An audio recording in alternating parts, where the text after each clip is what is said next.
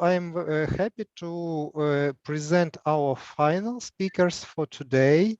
Nina Fontana. She's an interdisciplinary ecologist focused on supporting stewardship and land restoration in California. And her co-presenter is Summer Steenberg, Ph.D. candidate at the Duke University. So the presentation will highlight current demining and ordnance disposal in Ukraine as on summer 2023, with a focus on humanitarian disposal. The presenters will tell about ongoing efforts by local, national, and international organizations to map out triage and clean areas. In this, they focus on the methods of clearance and they pros cons, emphasizing the role of local development and industry in these practices. Moving to current challenges, pre-overview the issues being raised about speed of clearance, certification, and prioritization. In closing, the presenter will discuss potential considerations and interventions to ensure clearance efforts by minimizing contamination and remediating affected soil through collaborative community engaged partnerships. So the talk further overview future potential moves and the need to empower Ukraine's capacity for sustainable clearance interventions, focusing on bilateral development and research. So I welcome Nina and Summer, and I hope that everything is ready for the presentation. Привіт! Мене звати Ніна Фонтана, я звертаюся до вас з Каліфорнії, трохи тут рано. І ми будемо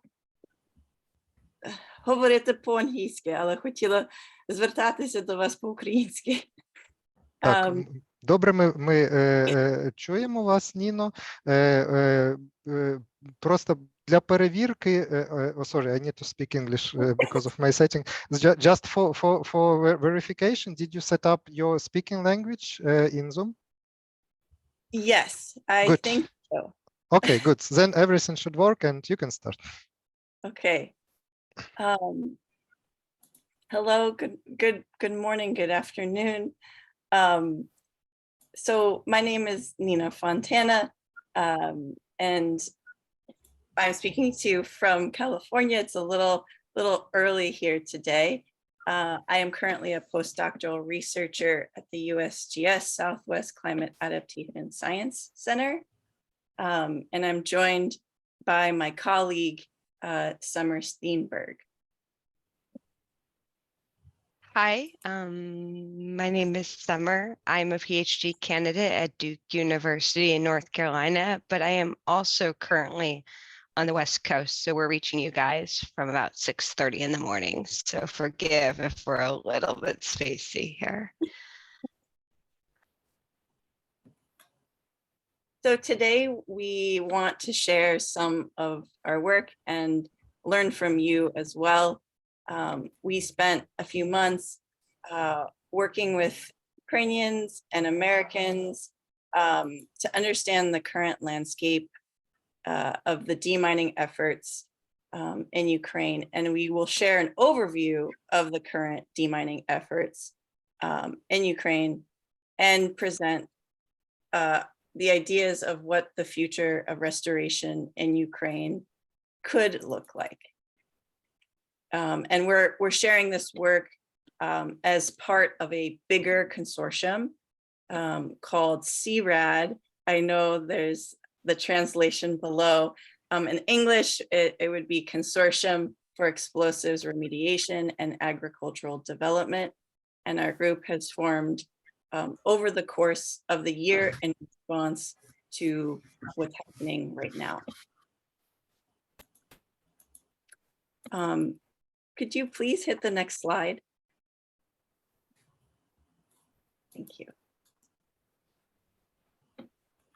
So today is, this is our roadmap for today's presentation, which will be short. We we come to this talk knowing that we are speaking to restoration experts in the room. We are speaking to soil scientists, and we're hoping to contribute in terms of the specific interventions in demining and restoration that is tailored to this. We will spend some time talking about context. We will talk about CRAD. It is spelled there twice because we're really serious about our work. And then we will talk about how we are minimizing impact. Then we'll talk about like how we're repairing the ecosystem. And then we hope to talk about going forward, what does this look like? Next slide, please.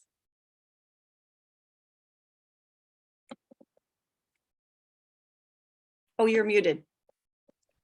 Thank you. As Dina mentioned, we come to this talk realizing that you all are the experts in the soil remediation side of things. And so we're going to start by talking a little bit about our side of expertise, which is a focus on ordnance. But in order to do that, we need to address the fact that Ukraine and the type of war being waged on Ukraine right now is resulting in pretty unique environmental destruction. To do that, we first all started looking at the way that infrastructure development was having environmental and ecological impacts. My work specifically outside of this project actually focuses on Iraq and Syria. I've been working there for about 6 years now. And while infrastructure destruction has happened in wars across the world, the scale that's happening in Ukraine is actually quite unique. It's worth mentioning, of course, the dam. There's been threats to the plant, but also just the sheer amount of destruction to things like bridges and buildings. Vehicles and troop movement have also resulted in pretty unique environmental harm in Ukraine, just due to the sheer number of it. Having a near peer conflict, the first one in quite a long time, has resulted in very large movements, again, of vehicles and troops, which compact soil. It results in really concentrated amounts of human waste and then runoff from that. Ukraine's also unique in its use of trenches, which can redirect water flow. It can compact soil.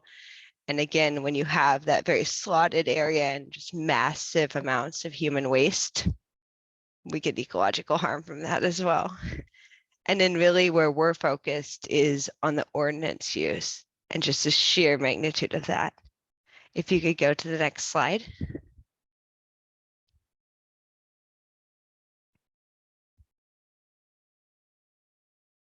So ordnance can create 3 typical scenarios that primarily damages soil, but in response to damaging soil, it's going to damage anything that interacts with soil, which is almost everything.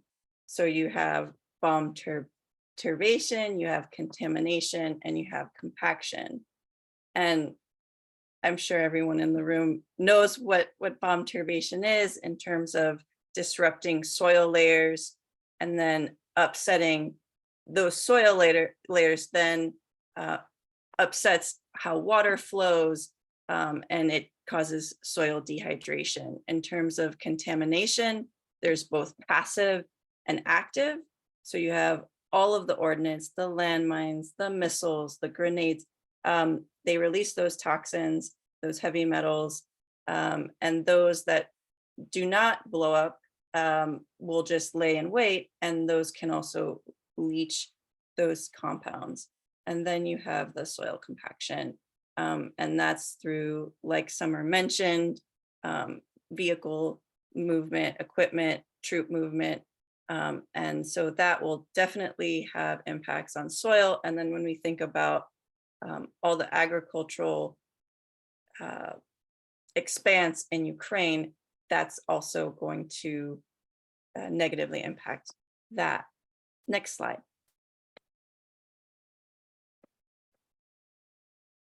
It's worth mentioning too. So Nina and I spent the summer roaming about with different demining groups and some soil scientists, and that compaction is also very evident in craters created by ordnance. So for instance, if you go out somewhere, well, let's say an S300 has come in, the soil on all sides of that will also be like severely compacted, which one of our partners we're working with in Ukraine is actually measuring very specifically. Huh? Um, so one of the really crucial thing about the ordnance is not just that, you know, we have bombs, missiles, grenades, aerial coming in, but that they're not all actually exploding. So while you have a lot of things that are going off, and of course everyone's aware of that literally every night, there's a lot of stuff that's just landing in the soil and sitting there. So current estimates say that we have about 25,000 to 60,000 incoming for Ukraine every day. That's things like artillery, it's things like missiles. This does not include things like landmines or grenades or things that are left behind. This is literally things that are incoming into country. What's interesting about this number is that there's actually about a 10% to 20% dud rate among those. That means that about 10 to 20% of all of those incoming will not actually explode on impact. The kind of scary part of this is that when we're talking about Soviet era ordnance, Soviet era missiles and artillery, for instance, that's actually right around 20%. And so overall, what this tells us then is we're seeing anywhere between 2,500 and 12,000 ordnance. So think bombs, artillery, missiles, they're landing in soil and just sitting there every day. So up to 12,000 new things being added to the soil, sitting there waiting to explode. This again does not account for landmines that are being dropped or abandoned ordnance, what are called AXO. Apologies for the morning there. I need some coffee. And the type of war that's going on in Ukraine right now, where again, you have near peer, where you have battles between two front lines. The reality of it is that there are a lot of trucks, for instance, or storehouses being abandoned with ordnance just sitting in them. The issue with having so many unexploded ordnance is that it causes issues for civilians. You see farmers, you see children, you see just people getting injured when things go off. It also leaches contamination into the soil by just sitting there. And then a really large issue we're seeing right now, and something Ukraine has become famous for, is that it also restricts land access. And if there's something I think everyone in this room is very aware of, it's that Ukrainians aren't going to just leave their land. And so you have liberated land that's not truly free, but then you have people who are going to go back to it regardless. Can you go to the next slide? So we wanted to share, you know, who we are. We are part of a big team.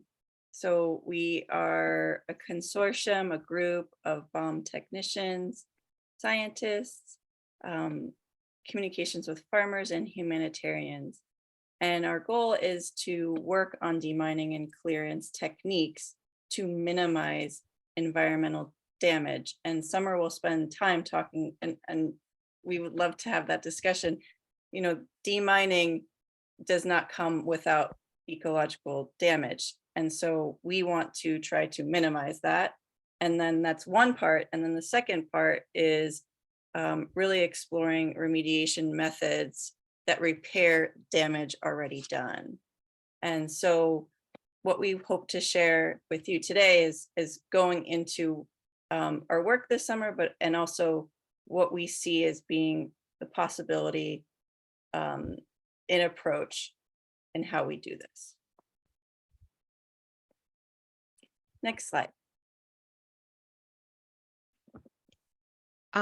So I really want to emphasize before we kind of dig into this that our group, like CRAD, we are not commercial, we're not private or anything. It's really a bunch of academics and then practitioners. So we have a bunch of explosive ordnance guys, Ukrainian, US, now individuals from Europe, I'm trying to think who else. We actually have some Iraqis who are interested in joining now. So we have a bunch of explosives experts, and then we have a bunch of people who are on the soil side of things. So people like Nina, who's on the ecology side. We've got soil scientists, permaculture experts, agricultural experts in Ukraine and the US. So it's a big group of people who are practicing or actually out doing things, and then a bunch of us academics who are also studying things. And really what we're doing there by bringing those two sides together, the explosive sides of things, the guys who go boom and study things who go boom, and then the people on the agricultural side of things, is we're proposing to have them work together so that we can minimize what's happening when we're clearing mines. So we get clearance of fields, liberation of land, but also the minimal ecological damage while doing that. And then also looking at, well, once that damage is done due to ordnance, how can we repair soil? So our two interventions there, demining efforts that minimize damage, and then efforts to repair or restore land, remediate land. This is Nina's expertise here, that parallels those demining efforts. Can you give me my next slide, please? So if you haven't guessed yet, Nina, as the ecologist here, is really going to be the one who's covering our remediation and restoration side. And then I'm going to introduce everyone to this idea of like, well, what can we do to minimize ecological damage? In order to talk about that, we need to talk about kind of what's happening when we talk about clearance for landmines and ordnance. Primarily, we're looking at two methods of clearance. One is mechanical. That's what you see when you see tillers out, you see military vehicles out doing clearance, or what look like giant rolling pins rolling across land. These are all different types of mechanical clearance. Manual clearance is our stereotypical idea of people out there walking with their metal detectors or prodding the soil. So mechanical with machines makes sense, and then manual done by hand. There's a lot of factors that go into considering which is which, or which is going to be used. One is safety. That is, we're concerned with the safety for the people out there. Of course, there's a much different human risk when someone's walking around prodding soil versus when someone's in a large tractor, for instance. The speed, which one goes faster, and that is which one clears land or detects landmines faster. The cost of each of them. Some of this equipment that's out there is amazing, especially some of those flail machines that are out there. But the issue then is if we use a very expensive piece of equipment and it gets damaged, how fast can we repair it? And this is actually something that people have been working on in Kharkiv. That is, if we have equipment that gets damaged when it goes over an anti-tank mine, is there a way that Ukrainian suppliers and then Ukrainian engineers can repair that machine in cheaper ways than having to import what could be $100,000 part for it? Another issue is training. That is, how quickly can we train people to operate different methods? For instance, thermite is used for in-place detonation, which I'll talk about in a second. And train up for thermite can be really quick. That is, you can train people to use it to clear a landmine really quickly versus using some of the other technologies we have can be a little bit slower. A very important part that we don't think about a lot is actually detection. That is, how good is this method of clearance at actually detecting landmines?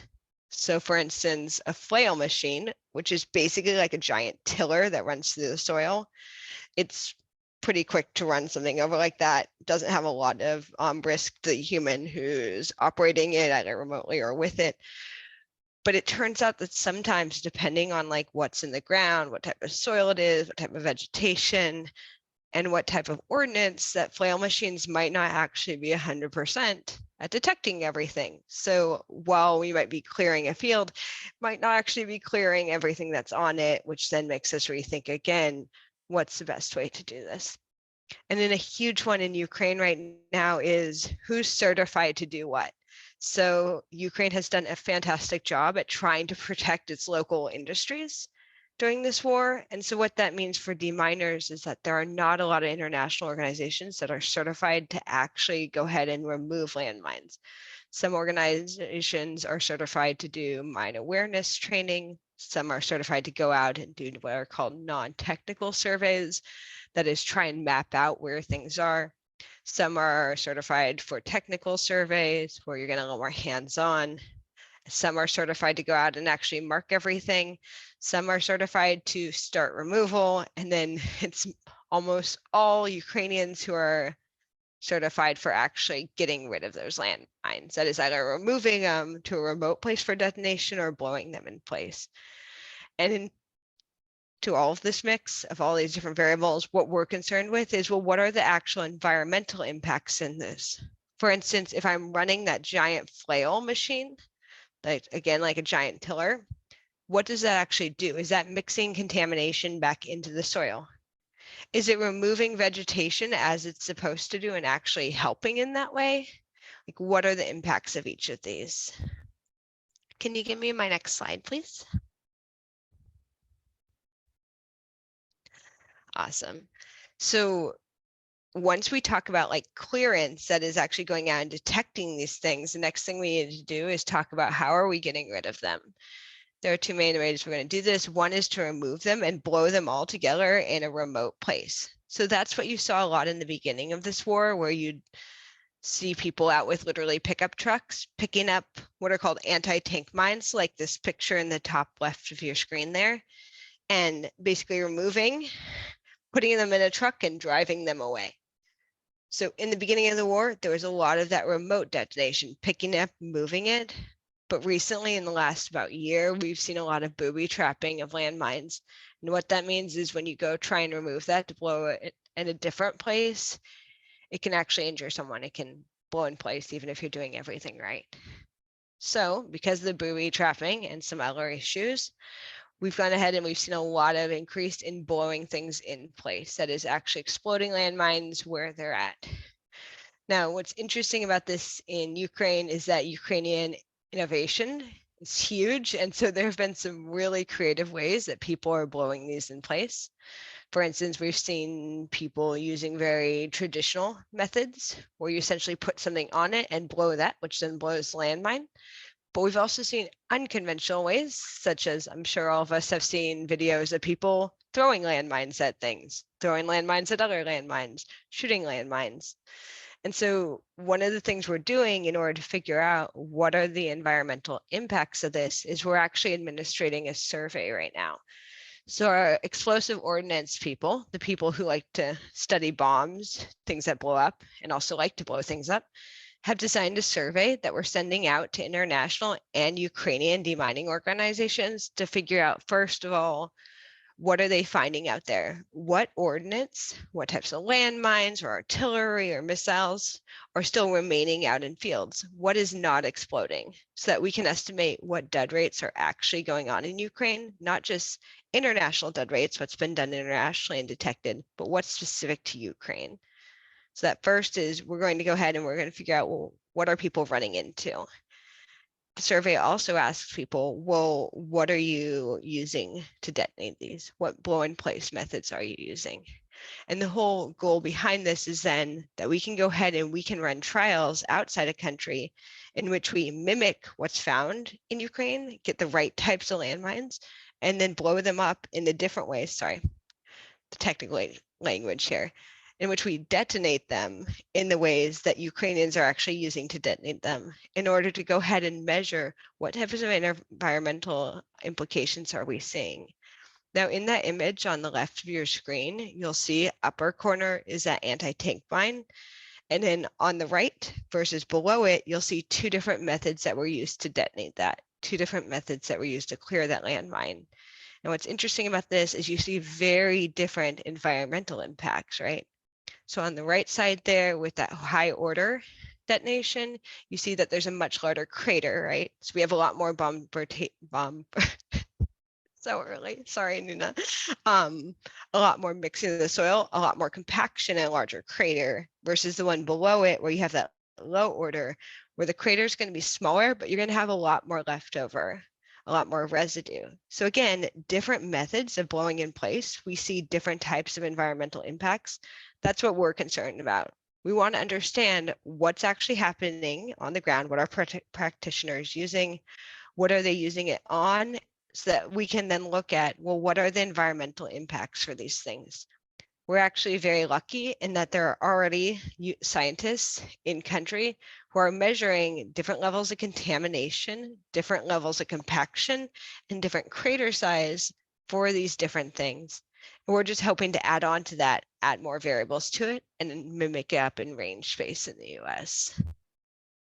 Can you go ahead and go to the next slide?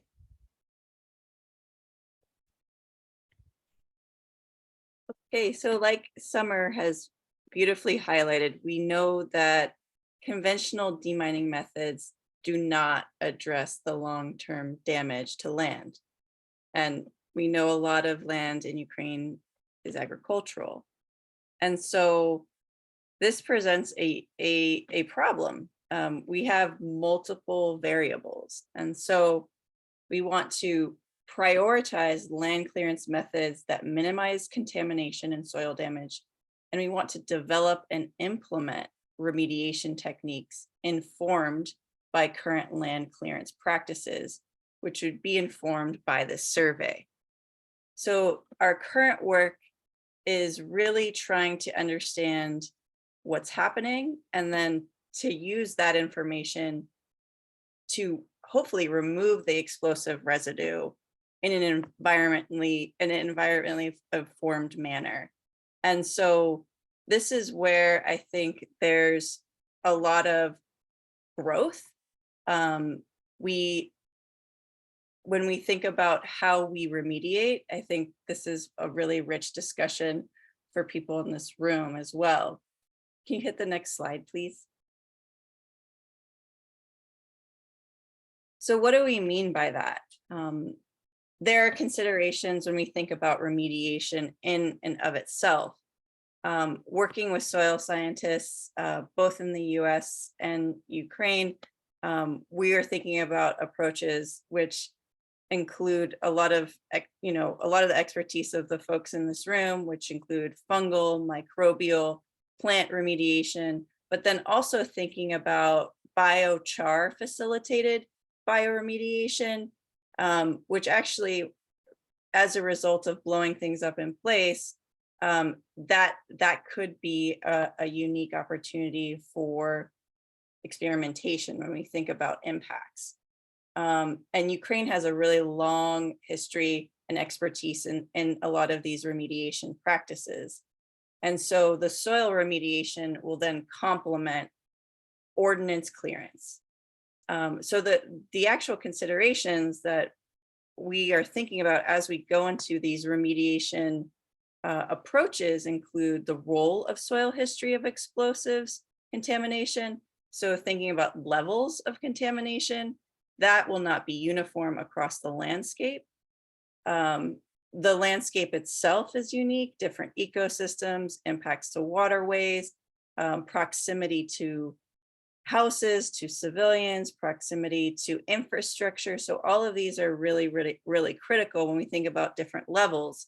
It will not be a one approach fits all. Thinking about its effectiveness.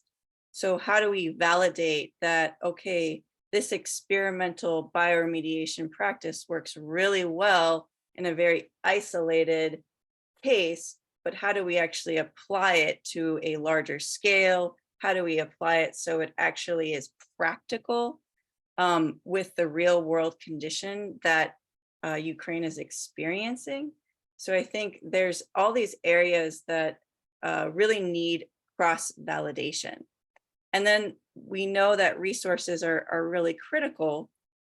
So what are the resources on the ground for doing this work? How can we support that? And then thinking about prioritization based on sites, based on community needs, just because we know that resources can be limited at different times, and how can we leverage what we need in the right place? And so these considerations are based on a lot of studies. So there is a study, the Umatilla studies that have been done in the US that really look at composting, for example, and what that looks like. So we are thinking about those studies and then trying to make them better, as well as studies that have been done in Ukraine. So part of the work is thinking about, what is being found in the soil. If folks in the room, this is part of your expertise in research, and you would like to reach out to us, we would love to connect with you, because we think that this is really the part where we need cooperation and collaboration, because Ukraine's ecosystems are unique and the needs are unique. And so trying to prioritize what needs to be done where is going to be very critical, specifically when it comes to clearance. As we found out in the summer, different places are getting different prioritization. And so really doing parallel work will be really critical in this case. Summer, do you want to add something? Yeah, I was just going to put in there. Oh no, you're welcome to go to the next slide. That's actually perfect. Yeah. So the entire goal of what we're doing is actually to go ahead and take this knowledge set and put into practice as what we call a standard operating procedure, an SOP, for demining organizations. So the idea is not that we keep these two things separate, but rather that we can come up with a way that deminers understand ecological impacts of what they're doing, and that we can develop a set of best practices for demining and clearance operations that do prioritize environmental outcomes, and maybe even can put in something where we're starting remediation almost immediately after a field is actually declared clear. The thing is that in order to do this, we do need to address the fact that obviously with clearance operations, the priority is safety first.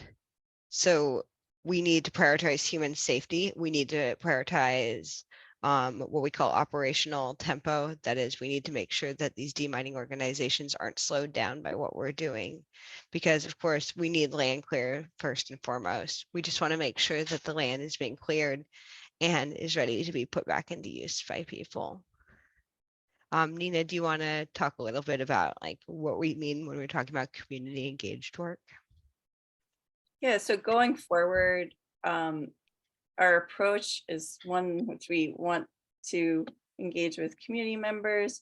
We don't live in these places, so our work is removed from place. And so it's really, really important to understand what's happening so that the science that we do makes sense. And so we want it to also be practice focused. And so we see these efforts being conjoined. We want to develop better demining methods alongside treating those contaminated lands through ecologically informed methods. So that means like working with government agencies and institutions, academic and NGOs and communities. It's all these issues that really need everyone's help at all these different levels to get the land back, to have the land be released in a green way. And so that's what we hope with this, with sharing with you what our intention is. I think that's it, unless Summer, you have something to add. No, I think that's about where we're at. We should mention that the consortium again includes experts, academic and practitioner in several countries. We currently have lab spaces and range spaces in the US, and then lab space in Ukraine, and are kind of trying to secure some lab space in Poland as well. And we're working with both local organizations, state organizations, and then some that span international. But we found, as Ukraine has found over the last 2 years, that scaling down, that is having more local organizations involved, is most effective in these things. So we're working with groups like the Ukrainian Research Society, who is out there doing soil sampling right now with some other international organizations, as well as like larger groups like Bomb Techs Without Borders, And then, of course, with a lot of different universities to make sure that everything, again, learns from the local and then uses the resources from some of these bigger organizations to fuel that. Awesome. Yeah. So as Nina mentioned, we are here to learn from everyone else at this conference. We're bringing in some outside knowledge. We've spent some times in country. We've also worked with some more local organizations that are going to continue to build upon that. But we're really interested in learning more about what's already being done because we don't want to reinvent the wheel. We want to take what's already rolling and then augment it. Thank you very much, Nina and Summer, for this presentation, for your work that you do for Ukraine, and also waking up so early. I know that it should be a big commitment for you. And now I invite our participants to ask questions. I see nothing in the spreadsheet which we ask, which we use for questions, except the letter D. So someone tried to type something but was not successful. So you can either continue in the spreadsheet or just unmute your microphone and ask. Okay, and so while we are waiting for the questions, so maybe my first question would be, you mentioned that a part of explosives would remain in the soil despite, let's say, intense or medium demining efforts. And then my question to the side of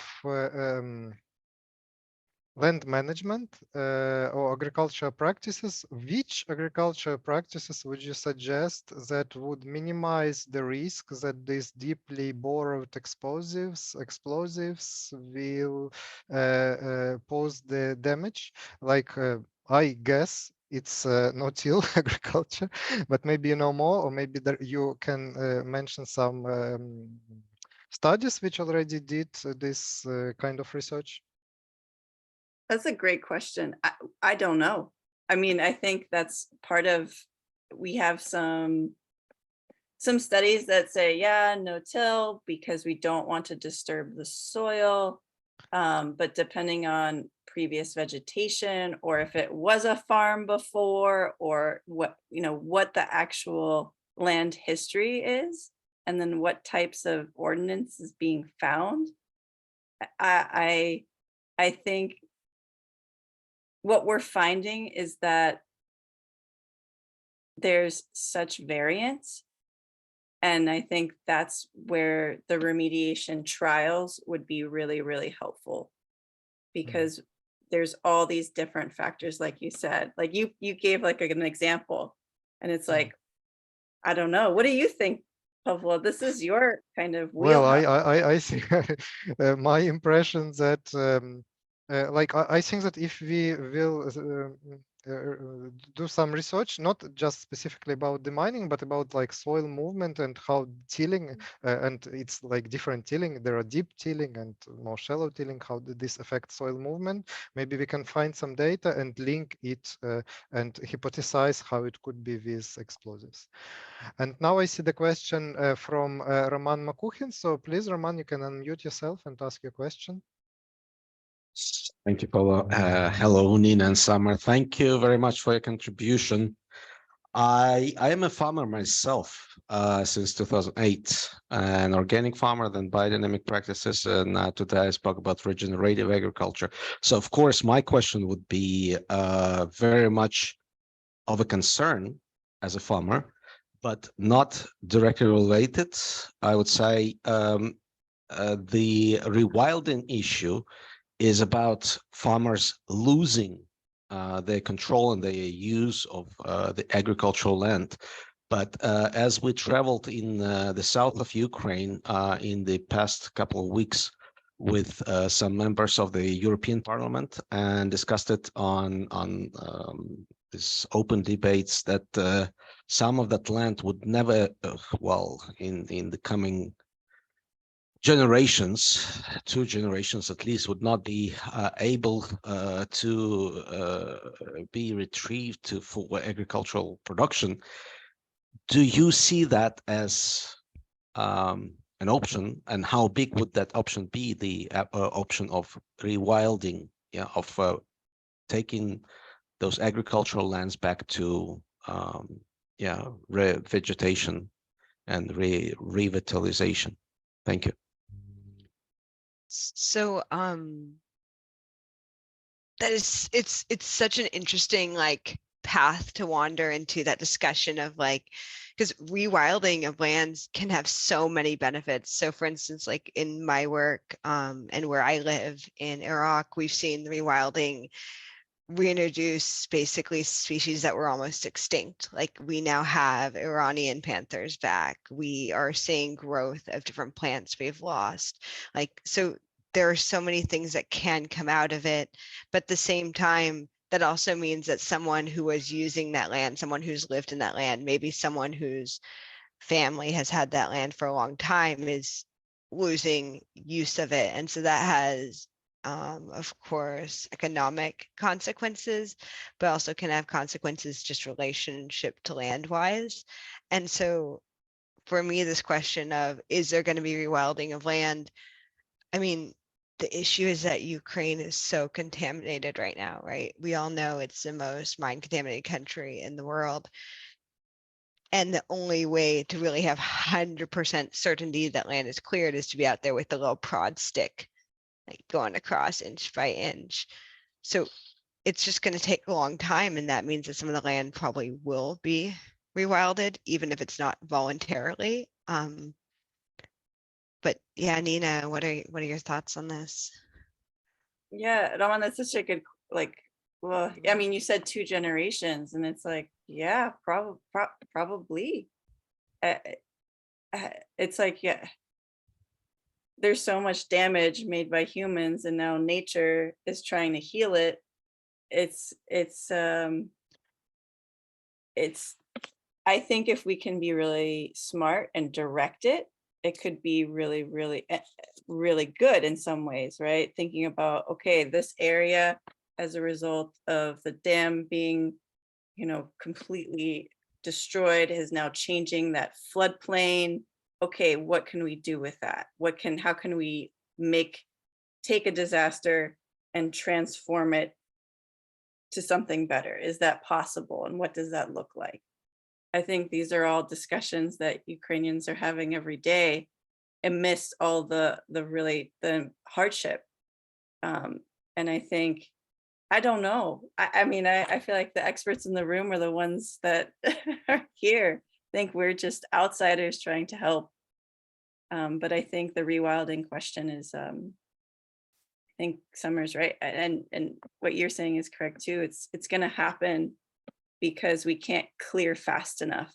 So things are going to be rewilded whether we want them to or not. And just to add on really quickly, we don't want to seem like naive. Like when we're talking to people, when we're attending meetings and such, everyone has different ideas too of what this land clearance looks like. Everyone has different tolerances for risk. There are people who are like, it looks pretty clear, it's fine, I'm going out there. There are people who are not going to go out into those fields until it is 100% certain with a very large perimeter around it.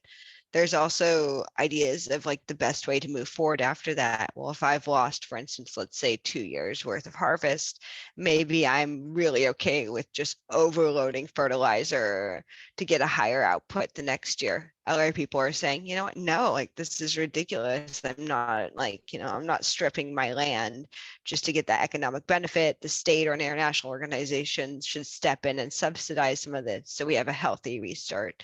So there's so many opinions right now and there's so many ideas, and that creates a really rich environment, I think, for innovation to come out, for ideas to come out. But it's also, I mean, there's no ignoring the fact that it's like highly contested and it will continue to be. So I think that Nina, somewhere in here, we should probably put our contact information because we're like so interested in hearing like different ideas of what's going on and stuff. So like Roman, like for instance, we'd love for you to shoot us an email or a phone call or something, and we can touch bases because the Sure. organic side, Sure, that would be good. permaculture side. Yeah. Yeah, well, Yeah. but see, you're being so political, and I can understand.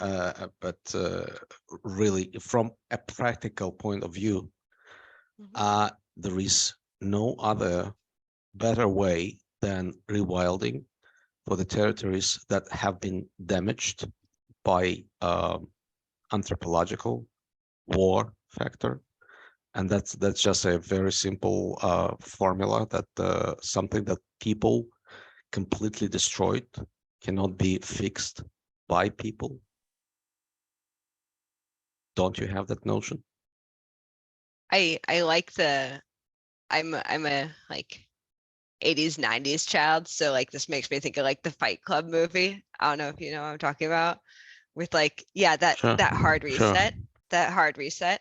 And I think from the ecological standpoint, like, yeah, that reset's there. I just think that the issue is then that you have people that need to be moved elsewhere. You have people that need to make money elsewhere. You have food that needs to be produced elsewhere. And so like there's, yeah, Nina and I actually spent a lot of I time think, talking about this. 8 million have already moved. Hey, 8 million people had to move elsewhere. So it's not really about the difficulty of moving. And there's, I will remind you that we had collective farming for 70 years in Ukraine, well, in the eastern part of Ukraine, or the west of Ukraine, that was joined after the Second World War. They have a bit shorter period of this collectivization, but the private farming experience has vanished, well, had vanished before the collapse of the Soviet Union, and the re-establishment of private farming is very, very slow. Where I farmed, well, until last November, I could, well, I think there were 15 family farms only in Chernihiv Oblast, in the region, and it's like a small American state. Yeah, 15 family farms only. The rest was cultivated by big corporation, and they do not really have an attachment to the land that they cultivate. It's just, a business resource for them. So there is no really such a big, massive issue of personal connection to the land. And individual cases there might be, but on a bigger scale, the issue is really of a planetary scale, not individual attachment to the land. Just, to give you some local farmer input. Thank you. Yeah, I honestly like need to draft our emails in there. Like, shoot us an email, because this is a conversation we'd love to have. And a lot of what you're saying is actually like you're not alone in that. And so yeah, my temptation, like I'm watching, like Nina and I keep looking at each other like, okay, let's do it. Let's get into this. Let's get into this. But I also want to make sure, yeah, I give other people time. So yeah, shoot us an email. Definitely. Yeah, and there is Cool. like one comment where you are offered a collaboration with Ukrainian Forestry Institute. It has like a long name. The abbreviation you can read in this spreadsheet. And they have an expertise in recultivation using forestry. In particular, they have this expertise for former mining fields, and they also studied an impact of this recultivation technique on soil formation. And so basically the question, are you interested in such cooperation? Sure, I think a discussion would be great. Yeah, and hopefully just like straight after your presentation, we will, after a short break, we will have a networking session, and hopefully you can further discuss it like in less formal way. And any other questions? I see nothing in a spreadsheet. Christina, thank you. There is Christina asking, waving. Yeah. Yeah, I'm sorry, I really don't see any reactions. I totally rely on a spreadsheet, or unless you unmute the microphone. So please just go ahead, unmute your microphone, and ask questions. Oh, hi everyone, and I'm so sorry I'm late. I think I got confused with the time zone, so I only caught like the last 15 minutes of your presentation. But I'm from the Together for Ukraine Foundation in upstate New York, and we raised a bunch of money and purchased some demining equipment online to send to some trusted partners in Ukraine. And then when it got to our trusted partners, they said that it was faulty and that it didn't work. So if you have any advice on, good suppliers for demining devices or mine detectors that we can help connect to people in Ukraine, that would be great. Thanks. Yeah, 100%. My email's in there. If you shoot me an email, so Nina does our soil side of things and our eco side of things, and I'm like more on the demining, and so I can easily hook you up with all of that. Yeah, we can Thank put that you. into Thank place. you.